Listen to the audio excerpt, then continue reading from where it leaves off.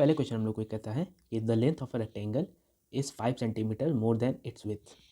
ये क्या कह रहा है, एक आयत की लंबाई उसकी चौड़ाई से 5 सेंटीमीटर अधिक है। यदि आयत का क्षेत्रफल 215 सेंटीमीटर स्क्वायर है तो हम लोग को चौड़ाई यानी कि विड्थ ज्ञात करना है। हम लोग को उसका क्या करना है, विड्थ ज्ञात करना है। हम लोग अगर ये देख पाए विड्थ, सबसे पहले हम लोग ये देख रहा है कि length of a rectangle is 5 centimetre more than it's width. हम लोग विड्थ को हम लोग ब्रेथ के नाम से जानते हैं, ब्रेथ के नाम से।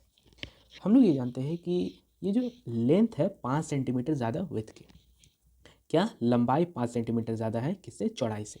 हम लोग को पहले चौड़ाई मालूम रखना होगा तब जाके हम लोग लंबाई निकालेंगे।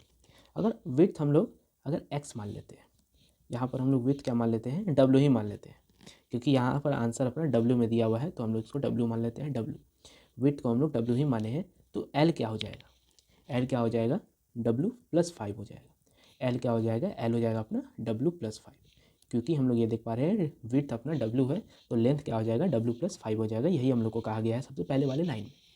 हम लोग का दूसरा लाइन ये कहता है कि if the area of the rectangle is 215 centimetre square, तो हम लोग को बताना है विड्थ। हम लोग एरिया ऑफ रेक्टेंगल जानते हैं, लेंथ इंटू ब्रेथ होता है, लेंथ इंटू ब्रेथ अपना क्या दे दिया है, 215 दे दिया है। w का वैल्यू तो सीधा w आएगा और l का वैल्यू क्या आएगा, w + 5 आएगा। इसको मल्टीप्लाई करने पर 215 हम लोग को हासिल हो रहा है। यहाँ पर अपने दूसरे लाइन में हम लोग को यही कहा गया है। इसको जब हम लोग मल्टीप्लाई करेंगे तो w² + 5w = 215। इस 215 को जब हम लोग इधर लाएंगे इस साइड लेफ्ट साइड लाएंगे तो अपना बनेगा w² + 5w - 215 = 0।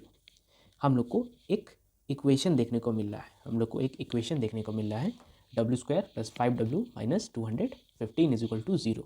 ऑप्शन चेक करेंगे, w² + 5x - 215, ऑप्शन नंबर 20 इसका एकदम सही आंसर है। तो हम लोग को बताना था विड्थ का, उसका क्या इक्वेशन बताना था, वही इक्वेशन हम लोग को चारों में दिया हुआ था, हम लोग को वही बताना था।